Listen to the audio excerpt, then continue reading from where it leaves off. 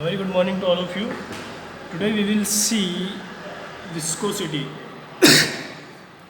So in that सबसे पहले तो विस्कोसिटी क्या होती है ये हमको क्लेरिफिकेशन करना ज़रूरी है कि विस्कोसिटी मतलब सिंपल लैंग्वेज में अगर हमने उसको बताने की कोशिश की तो विस्कोसिटी मतलब किसी भी लिक्विड का जो विस्कस विस्कस मीन्स व्हाट जो गाढ़ापन होता है उसका है ना. फॉर एग्जांपल अगर आप वाटर और हनी के बीच में कंपेयर करते हो, अगर आप 1 लीटर वाटर और 1 लीटर हनी लेते हो तो दोनों का जो स्टिकीनेस या गाढ़ापन या जो उनकी डेंसिटी है या उनका जो वज़न है वो एक दूसरे से अलग अलग होता है, लेकिन होते दोनों लिक्विड है. तो ऐसा क्यों होता है? ये विस्कोसिटी की वजह से होता है. सो साइंटिफिक लैंग्वेज में हम उसको समझने की कोशिश करेंगे कि भाई विस्कोसिटी क्या होती है और उसको हम कैसे, किसी भी लिक्विड की विस्कोसिटी को अगर हमको मेज़र करना हो तो हम उसको कैसे कर सकते हैं. So in that every liquid has its own flow rate. What do you mean by flow rate? Flow rate means what? A rate at which the liquid is flowed. मतलब अगर आपने एक लिक्विड को अगर आपको फ्लो करना है किसी सरफेस के ऊपर से तो वो किस रेट के ऊपर फ्लो होता है उसको बोलते हैं फ्लो रेट, है ना. अब वो ये डिपेंड है कि उसकी ये वो जो उसका फ्लो रेट है वो डिपेंड है किस चीज़ के ऊपर? विस्कोसिटी के ऊपर. फॉर एग्जांपल अगर आपने किसी फॉर एग्जांपल आपने प्लाईवुड को 45 के एंगल में रखा और उसके ऊपर एक वाटर का ड्रॉपलेट ऐड किया आपने, तो जितनी स्पीड से जो रेट से वो नीचे की तरफ आएगा एज़ कम्पेयर टू अगर हम वहाँ पर हनी का ड्रॉप रखते हैं अगर, या फिर हम अगर वहाँ पर ग्लिसरीन का ड्रॉप रखते हैं तो वो उस स्पीड से वहाँ से नहीं आएगा. तो इसका मतलब क्या है कि जो डेंसिटी है हनी की या फिर ग्लिसरीन की वो ज़्यादा है as compare to water. So liquids like water, alcohol, chloroform, acetone move fast. तो ये जो लिक्विड होते हैं लाइक एसीटोन, क्लोरोफॉर्म, अल्कोहल, ये ज़्यादा स्पीड से मूव होते हैं. Where syrup, honey, glycerine flow slowly. तो ये गाढ़ेपन की वजह से उनकी क्या होता है कि जो हनी है, जो ग्लिसरीन है, जो सिरप है वो क्या होती है? Slow.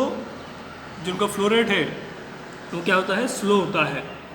So this rate of flow of liquid depends on the internal resistance involve when one layer move over another layer.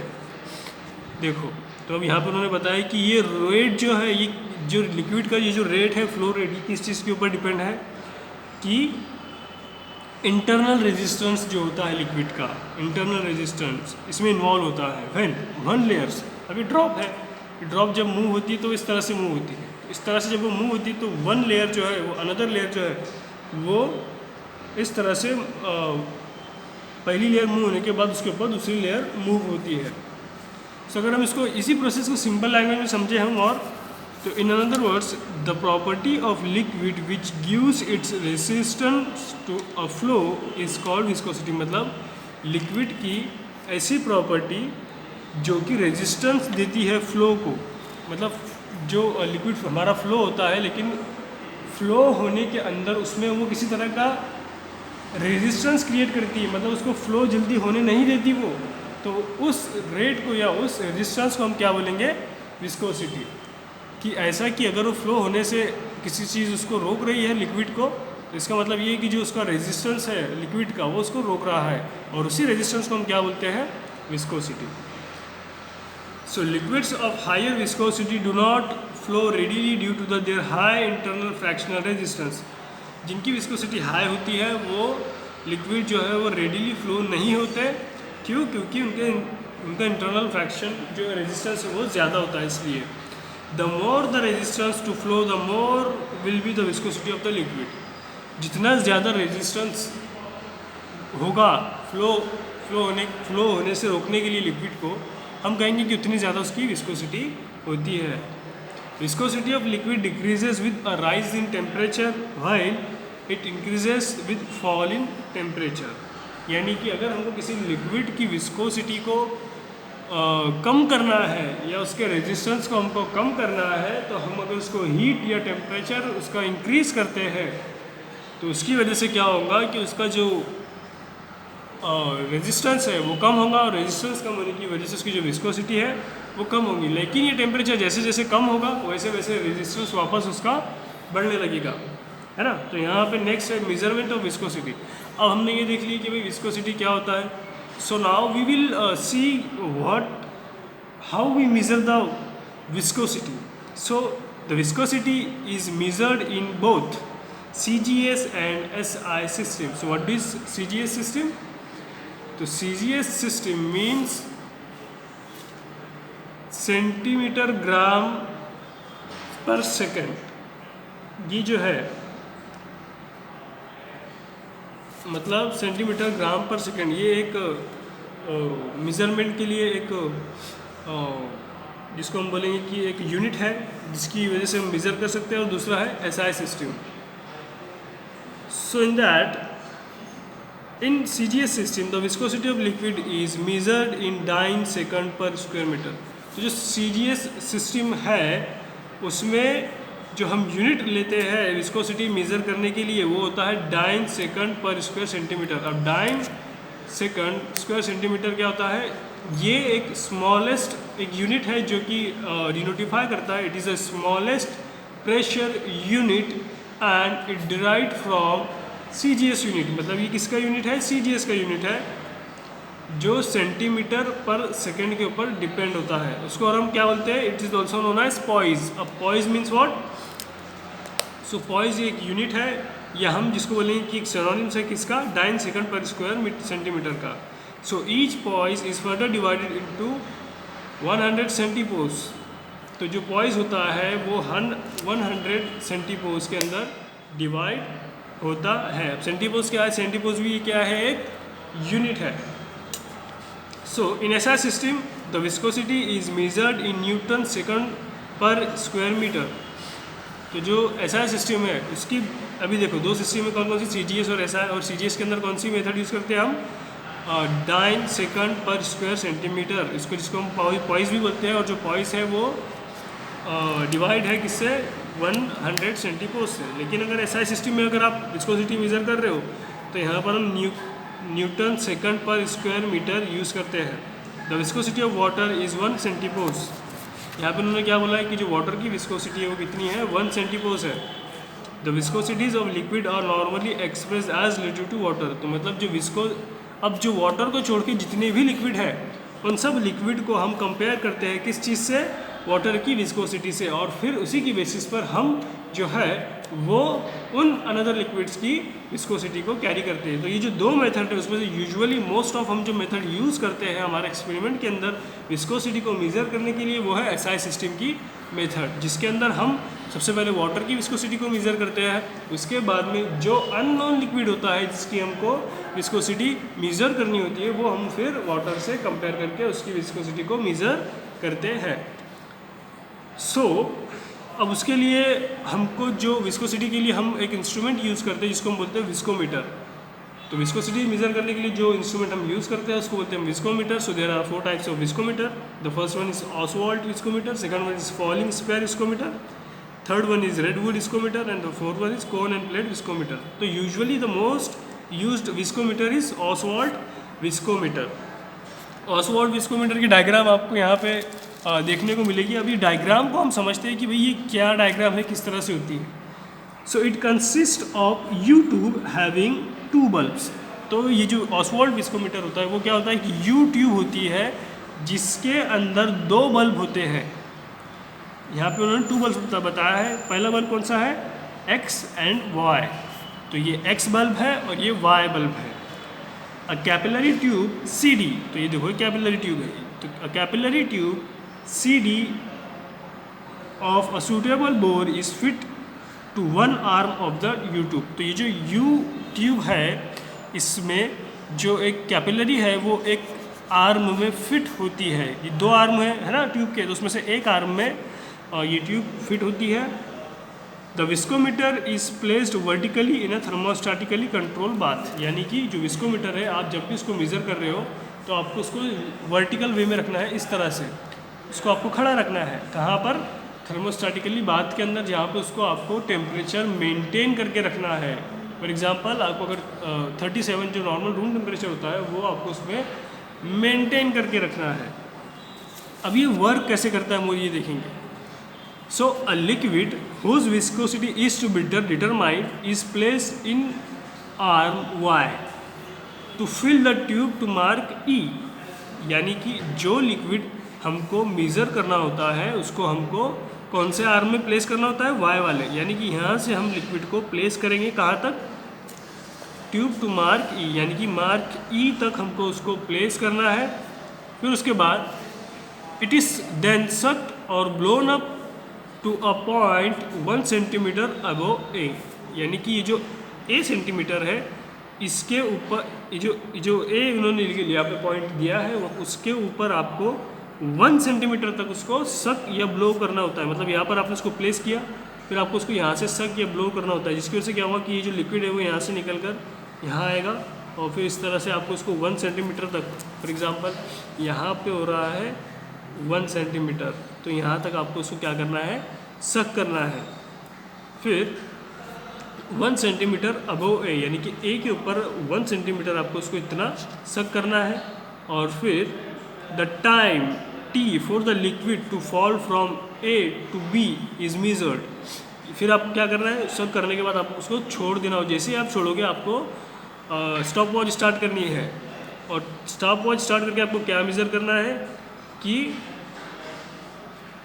क्या लिखा है यहाँ पे, the time T for the liquid to fall from mark A to mark B is measured. फिर आप जैसे इसको छोड़ोगे तो मार्क ए से मार्क बी तक जाने के लिए उस लिक्विड को कितना टाइम लगता है आपको वो डी नोटिफाई करना है, यानी कि आपको उसको नोट करना है। फॉर एग्जांपल जैसे कि उन्होंने क्या बोला है कि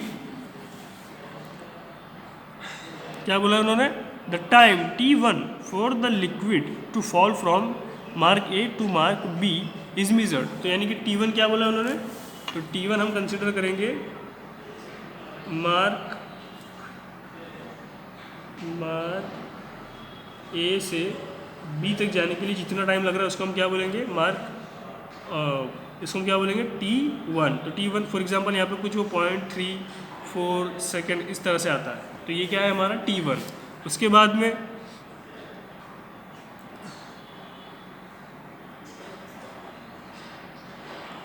में क्या है, the density of liquid D1 is determined. तो जो हमारा लिक्विड है अब, है ना, तो यहाँ पे जो लिक्विड हम मेज़र कर रहे हैं उसकी हमको डेंसिटी आईपी में या नेट के ऊपर देखनी होती है कि उसकी डेंसिटी कितनी है भाई। तो फिर उसकी डेंसिटी निकाल कर हमको उसकी डेंसिटी यहाँ पे नोट करनी, जो भी उसकी डेंसिटी होगी वो किसकी, जो लिक्विड टू बी मेज़र, यानी कि जो लिक्विड हम मेज़र कर रहे हैं उसकी। और फिर उसके बाद the whole procedure is repeated with a liquid of known viscosity.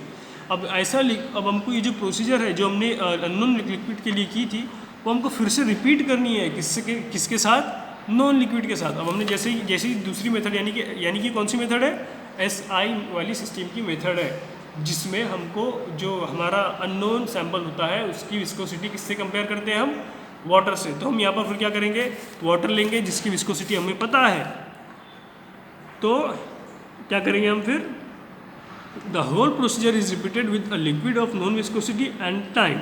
ऐसा मतलब यानी कि अगर आपको वाटर की विस्कोसिटी नहीं पता तो आप फिर मेज़र करेंगे, फिर से पूरी प्रोसीजर रिपीट करेंगे। आप वाटर को ये वाई वाले मार्क में भरेंगे, फिर उसको सक करेंगे अबव 1 सेंटीमीटर तक, फिर उसको आप वहाँ से छोड़ेंगे। फिर कितना टाइम वो बी तक आने के लिए लेता है वो आपको यहाँ पे फिर हम क्या करेंगे, मेज़र करेंगे। उसको क्या बोलेंगे फिर हम,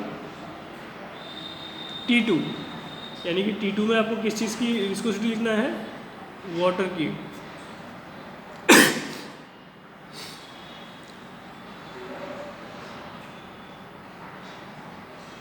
If N1 is the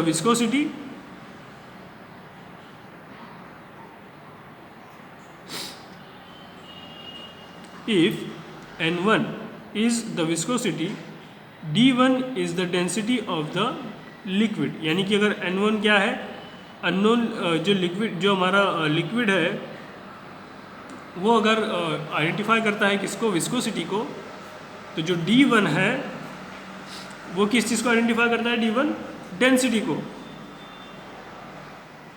अभी डेंसिटी किसकी, D1 यानी कि किसकी डेंसिटी, जो हम सैंपल ले रहे हैं वो।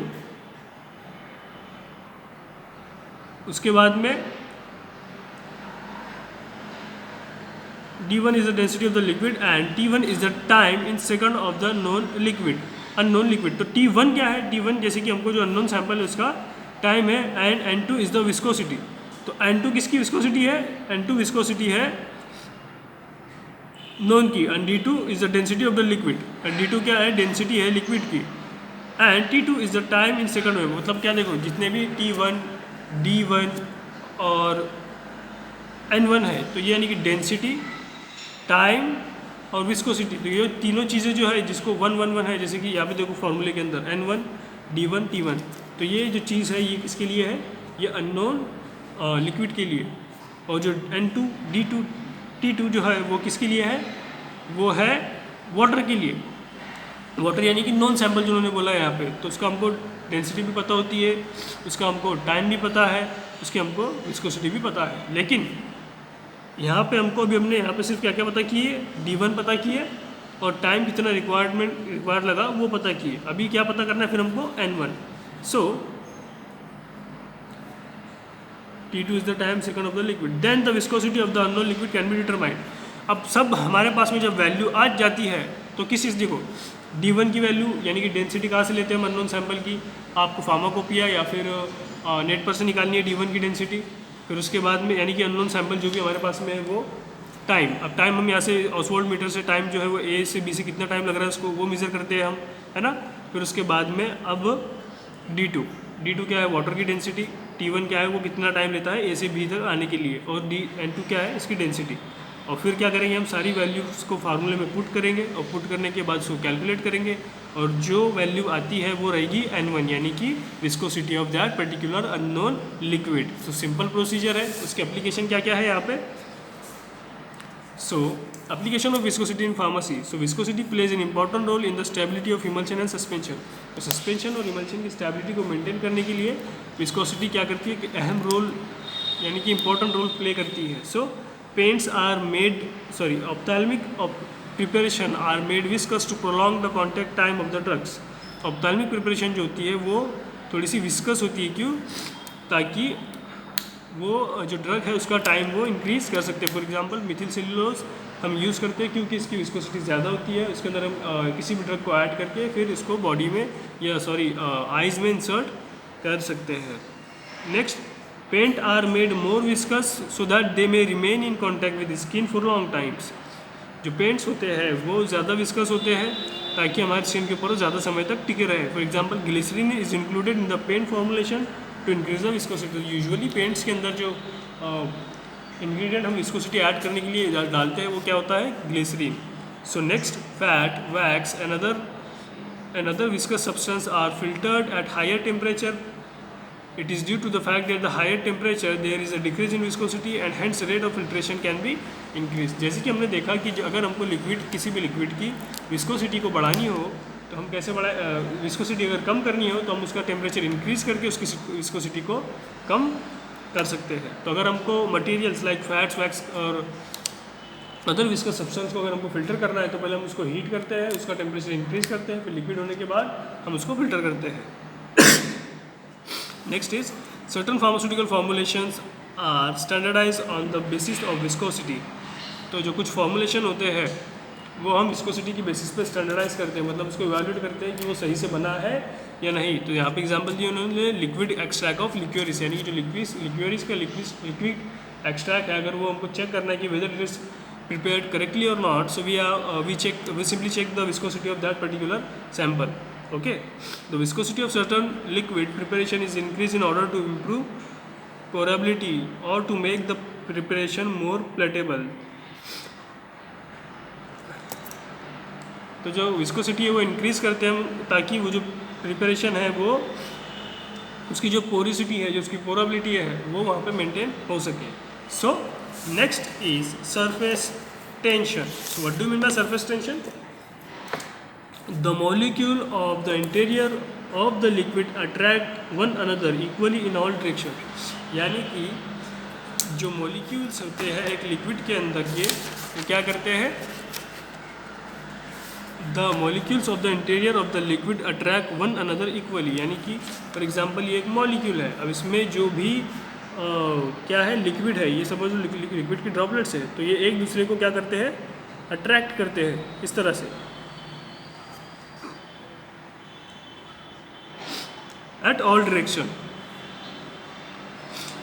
at the surface of the liquid the attraction is only in downward and sideward direction and thus causes the surface layer to exist in a state of tension where it is called as surface tension। यानी कि क्या कि किसी भी surface tension किसको बोला उन्होंने कि जब लिक्विड एक सरफेस के ऊपर होता है, यानी कि फॉर एग्जांपल एक सरफेस के ऊपर है। अभी देखो आपने यूजुअली देखा होगा कि जब वाटर की ड्रॉप ऊपर से आती है यानी कि हवा में होती है तो इस तरह से होती है ना, यानी कि इसके ऊपर किसी तरह का सरफेस टेंशन नहीं है। लेकिन वो अगर किसी प्लेन शीट के सरफेस के ऊपर वाटर की ड्रॉपलेट होती है तो किस तरह से होती है, वो इस तरह से, है ना, इस तरह से। क्यों? अब ये इस तरह से क्यों, तो ताकि यहाँ पे क्या अप्लाई हुआ है उसका सरफेस टेंशन, यहाँ पे क्या अप्लाई हुआ है उसका सरफेस टेंशन। तो ये चीज़ यहाँ पे हमको समझनी है। ये कौन सी स्टेट है, यहाँ पे देखो जो उन्होंने लिखा है surface layer to exist in a state of tension, तो ये कौन सी लेयर में आ गई फिर, टेंशन की, which is called as surface tension. तो ये कौन सी लेयर, ये क्या हो गया फिर, ये उस पर्टिकुलर चीज़ का सरफेस टेंशन है। So due to this tension of the surface of the liquid act like a stretch elastic membrane. तो ये कैसे एक्ट करता है, स्ट्रेच इलास्टिक मेम्ब्रेन। अभी जैसे कि जितना ज़्यादा उसका सरफेस टेंशन होगा उतना ज़्यादा उसकी इलास्टिसिटी ज़्यादा रहेगी। फॉर एग्जांपल वाटर का सरफेस टेंशन क्या है, ज़्यादा है, तो ड्रॉपलेट इजीली ओवल शेप में आ जाता है। लेकिन फॉर एग्जांपल अगर हमने हनी यूज़ किया या कोई और जो ज़्यादा विस्कस है जिसका सरफेस टेंशन कम है, तो किस तरह से, इस तरह से गोल ड्रॉप्स होती है उसकी, है ना। तो ये चीज़ यहाँ पे वो बताने की कोशिश कर रहे हैं जो उनका इलास्टिक मेम्ब्रेन होता है which exert pressure onwards of the rest of liquid. तो ये क्या क्रिएट करता है फिर, प्रेशर क्रिएट करता है। This force causes a liquid to assume to the form of spherical drop. कौन से ड्रॉप में, स्पेरिकल ड्रॉप फॉर्म करने के लिए इसको वो क्या करता है, मजबूर करता है। In this form it has a smallest surface area of given volume. क्या होता है उसका, स्मॉल सरफेस एरिया होता है। The surface tension is express in dice पर सेंटीमीटर। जो सरफेस टेंशन होता है हम किस चीज़ के अंदर मेज़र करते हैं, डाइन पर सेंटीमीटर के अंदर। The tension at liquid per gas surface is called surface tension and that liquid surface is called as interfacial tension. मतलब क्या कि अगर एक लिक्विड किसी गैसियस स्टेट में होता है तो जो गैस कैसे एक्ट करेगा, एज अ सरफेस, और वो क्या करेगा फिर, प्रेशर क्रिएट करेगा ड्रॉप्स के ऊपर। फॉर एग्जांपल अगर वाटर के अंदर अगर पानी की ड्रॉप जो है वो हवा के अंदर है तो इस तरह से वो फॉर्मेशन करती है। क्यों? तो ये जो शेप आता है किस वजह से आता है, सरफेस टेंशन की वजह से। किस लिए, ताकि यहाँ से जो होती है पूरी तरह से क्या होती है, यहाँ पे वाइंड होती है पूरी तरह से, है ना। तो वाइंड होने के बाद में क्या होता है, यहाँ पे वो सरफेस टेंशन क्रिएट करती है और इस तरह से स्पेरिकल शेप वापर आता है। फिर ये जब किसी इस तरह से ड्रॉप जो किसी सरफेस के ऊपर गिर जाती है तो इसका मतलब क्या, इसको सरफेस टेंशन चेंज हो जाता है, वो इससे इस तरह की शक्ल में आ जाती है और यहाँ पर वो सरफेस टेंशन क्या करती है फिर, क्रिएट करती है ना, इस तरह से। सो अब ये किस तरह का हुआ, ये हुआ लिक्विड गैस सरफेस टेंशन। लेकिन अगर आपको इंटरफेशियल यानी कि लिक्विड फॉर एग्जांपल ऐसी सॉल्यूशन जिसमें दो तरह के लिक्विड है, यानी कि इन the case of suspension and emulsion. अभी देखो, अभी आप इमल्शन के अंदर दो फेस यूज़ करते हो, एक होती है ऑयली फेस और एक होती है वाटर की फेस। अब दोनों फेस आपस में मिक्स नहीं होती, इसका एक मेन रीज़न क्या है कि दोनों का सरफेस टेंशन क्या होता है, अलग अलग होता है, इसलिए वो मिक्स नहीं होती। इसलिए हमको एक इमल्सिफाइंग एजेंट ऐड करना होता है जो कि क्या करता है, दोनों की सरफेस जो होती है कहाँ पर एक्ट करता है इमल्सिफाइंग एजेंट, उसके सरफेस के ऊपर, सरफेस यहाँ पे वो टेंशन क्रिएट करता है और फिर क्या होता है, दोनों लिक्विड आपस में मिक्स होते हैं।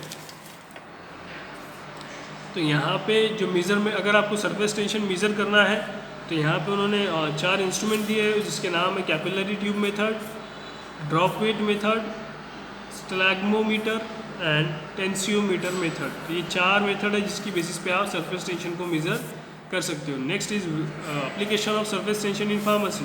सो the substance that causes a mark decrease in the surface tension of the solvent are called surfactant, यानी कि ऐसा इंग्रेडिएंट जो कि किसी पर्टिकुलर सरफेस के सरफेस टेंशन को डिक्रीज करता है उसको हम बोलते हैं क्या, सरफेस एक्टिव इंग्रेडिएंट। यानी कि अभी जो SAE, यानी कि जो सरफेस एक्टिव इंग्रेडिएंट मतलब जो सोप्स होते हैं, है ना, सोप्स, वो क्या है, एक सरफेस एक्टिव एजेंट है।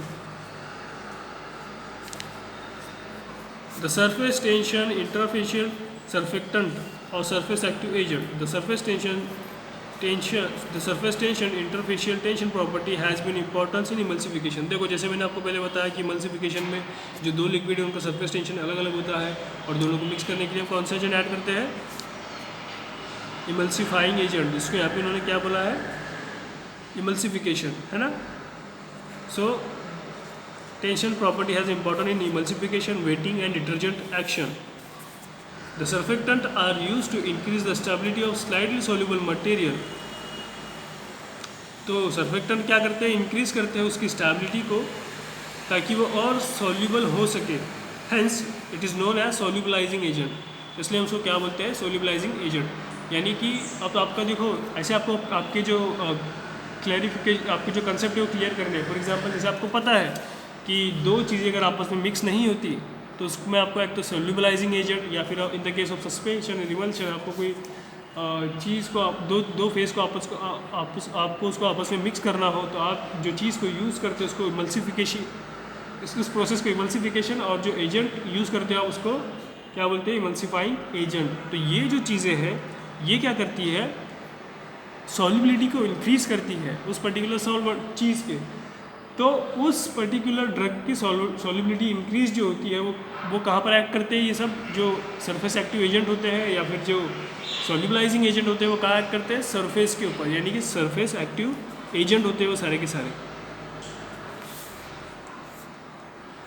सो as surface decrease the surface tension between water and grease orders they can be used as detergent. देखो यहाँ पे उन्होंने क्या बोला है कि अगर सर्फेक्टेंट्स जो है वो डिक्रीज़ करते हैं surface tension between water and grease और डस्ट, तो हम क्या यूज़ करेंगे उसको एज अ डिटर्जेंट। अब आपको डस्ट वाली लेयर को हटानी है तो आप किससे, डिटर्जेंट से उसको हटाते हो। Detergent are considered better than soap because of their efficacy to remove dirt and grease than soaps. अब सिंपल सी बात है, आप दो तरह के साबुन यानी कि सोप यूज़ करते हो, नहाने के लिए अलग और एक डिटर्जेंट होता है वो अलग। आपने देखा है क्या, अगर आप घर पे जाके घर पे एक एक्सपेरिमेंट करना कि थोड़ा सा सर्फ हाथ के ऊपर लेना और उसमें कुछ पानी की ड्रॉपलेट्स ऐड करना, तो आपको थोड़ा सा वहाँ पे वार्म फील होगा हाथ के ऊपर, है ना। तो वो वार्मनेस किस लिए फील होती है, ताकि वो जो डिटर्जेंट होता है वो उतने एरिया के ऊपर क्या करता है, वो सर्फेक्टेंट जो है वो एक्ट करता है, तो इसलिए हमको थोड़ा सा वार्म फील होता है वहाँ पे। फिर वार्म होने के बाद वहाँ पर स्टिकीनेस फील होती है हमको, है ना। तो इस तरह से wetting agent. So wetting agent are the substance which reduces the interfacial tension between two solid particles and liquid medium। मतलब क्या कि देखो अगर आपको किसी दो फेज, मतलब कि अभी देखो हमने यहाँ पे क्या देखा था कि दो अलग अलग तरह के क्या होते हैं, सरफेस टेंशन होते हैं, कौन कौन से, लिक्विड लिक्विड और लिक्विड गैस। तो in the case of liquid gas और सॉलिड और liquid we use surface tension और solubilising agent. But in the case of liquid liquid type of surface tension, अगर दो तरह की लिक्विड प्रिपरेशन है, for example oil in water या फिर solid particles and liquid mediums, तो यहाँ पर हम क्या चीज़ ऐड करते हैं, alcohol as a waiting agent. तो यहाँ पे देखो उन्होंने एग्जांपल दी है, alcohol is added to tragacanth mucilage and glycerin is added to bentonite dispersion. तो यहाँ पे ग्लिसरीन जो है वो as a surface active agent यानी कि या फिर वेटिंग एजेंट, या फिर in the preparation of tragacanth alcohol is act as wetting agent. Wetting agent should be used in minimum amount because excessive amount may lead to foaming or give an undesirable taste or odor to the preparation। तो waiting agent जो होते हैं वो हमको कम amount में use करने होते हैं। अगर हम उसको ज़्यादा अमाउंट में यूज़ करते हैं तो वहाँ पर फॉर एग्जांपल वेटिंग एजेंट जैसे कि डिटर्जेंट ये एग्जांपल है, तो अगर आपने इसको ज़्यादा यूज़ किया तो क्या होगा कि वहाँ पर ज़्यादा फोम फॉर्म होगा। फिर सिंपल सी बात है, अगर आप ज़्यादा डिटर्जेंट यूज़ करते हो तो क्या होगा, ज़्यादा सोप वहाँ पे फॉर्म होगी। जैसे कि देखो अभी जो हमारे फॉर एग्जांपल एक मिनट, अनडिज़ायरेबल टेस्ट वहाँ पर हमको मिलेंगी, ऑर्डर मिलेगी, है ना। अगर आप बर्तन डिश वॉशेस कर रहे हो लेकिन आपने अगर ज़्यादा डिटर्जेंट यूज़ करे तो वहाँ से फिर उसी चीज़ की स्मेल, उसी डिटर्जेंट की स्मेल आती है। तो commonly use wetting agent are 20, 80 sorbitan, trioleate etcetera. तो ये एग्जांपल है। अभी देखो घरेलू एग्जांपल जो होती है सरफेस टेंशन की बेस्ट एग्जांपल क्या है कि देखो जो अभी जो आप देखते होंगे पिछली बार की जो मलेरिया से बचने के लिए वो लार्वे जो होते हैं वो क्या होते हैं, जो लार्वे होते हैं मलेरिया के वो कहाँ पर पैदा होते हैं, वो पानी के सरफेस के ऊपर। आपने देखा होगा कि अगर आप पानी आप कुछ दिनों के लिए स्टोर करके रखते हो तो क्या होता है वहाँ पर उसकी लेयर्स के ऊपर मच्छर, मॉस्किटोज, जो लार्वे होते हैं उसके वो ग्रो होना स्टार्ट हो जाते हैं, है ना। तो वो आपने देखा है क्या, आपने कभी गौर किया है वो मॉस्किटो जो होता है वो पानी के ऊपर तैरता कैसे है, वो डूबता क्यों नहीं, वो सीधे जाके वहाँ पर बैठ जाता है, क्यों? क्योंकि वो जो बहुत दिनों से जो स्टोर किया हुआ पानी होता है इसलिए उसका जो सरफेस टेंशन होता है वो क्या होता है फिर बढ़ जाता है। और सरफेस टेंशन बढ़ने की वजह से वो जो मच्छर है या फिर वो जो मॉस्किटो है वो क्या होता है वहाँ पर फिर उस पानी के ऊपर फ्लोट होना स्टार्ट हो जाता है और वहाँ पे वो क्या करता है फिर अंडे देता है, एग्स देता है वहाँ पे। फिर वहाँ से क्या लार्वे बनते हैं और वो जो फिर वो जो इस तरह से चलते हैं उसके अंदर फिर वो वहाँ पे फॉर्म होते हैं उसके लार्वे, है ना। तो गवर्नमेंट जो है वो हमको बार बार बोलती है कि आपको पानी स्टोर करके नहीं रखना है टायर में या कहीं पे, अगर आपको पानी दिख रहा है कहीं पे मड्स में अगर या फिर डिक्स के अंदर अगर पानी जमा हुआ है तो उसको आपको निकाल कर फेंकना है। क्यों? क्योंकि वहाँ पर अगर उसकी वजह से क्या होगा मच्छर भी वहाँ पर अंडे देंगे और वहाँ पर फिर मच्छर पैदा होगा। फिर आपने देखा होगा कि वो जो होते हैं म्यूनसिपलिटी के लोग वो कुछ फव्वारा वो कुछ वहाँ पे स्प्रे करते हैं पानी के ऊपर। तो वो क्या होता है यूजुअली वो क्या होता है क्या स्प्रे करते हैं वो, तो वो जो चीज़ स्प्रे करते हैं वो सरफेस एक्टिव एजेंट। अब वहाँ पर वो अगर आप घरेलू आप अगर देखोगे आपको अगर घर पे जाके भी अगर एक्सपेरिमेंट करना हो तो आपने क्या करना है कि आप जो स्टोर किया हुआ पानी अगर आपके घर में होगा जिसमें मच्छर वगैरह फ्लोट कर रहे हैं और वहाँ पर लार्वे वगैरह भी हो गए हैं तो आपको क्या करना है सिंपली आपको थोड़ा सा घासलेट या फिर पेट्रोल या डीजल लेना है थोड़ी सा शॉर्ट अमाउंट के अंदर और उसके सरफेस के ऊपर डाल देना है। तो ये जो लिक्विड है ये जो हमारा जो मैंने बताया अभी आपको पेट्रोल या फिर डीजल या घासलेट वगैरह, तो ये as a surface active agent act करते हैं और वो क्या करते हैं उसके सरफेस को फिर क्रश कर देते हैं, उसके सरफेस का टेंशन वो क्या करते हैं बढ़ा देते हैं, जिसकी वजह से क्या होता है वो जो फिर उसके बाद में जो वहाँ पर जो मॉस्किटोज़ वगैरह थे वो फ्लोट नहीं कर पाते फिर। या फिर आप अगर डिटर्जेंट का एक पेस्ट बनाकर उसके फोम्स बनाकर वहाँ पर वो भी डाल दिया आपने अगर, तो क्या होगा कि वो जो वाटर है उसका सरफेस एक्टिव एजेंट आने की वजह से उसका सरफेस टेंशन कम होगा और वो जो मॉस्किटोज़ है वो फ्लोट नहीं कर पाएंगे वहाँ पर। तो इस तरह से ये होता है। सो here we end our chapter, that is mixing and homogenization. In the next lecture we will see chapter number 8, that is clarification and filtration. Thank you.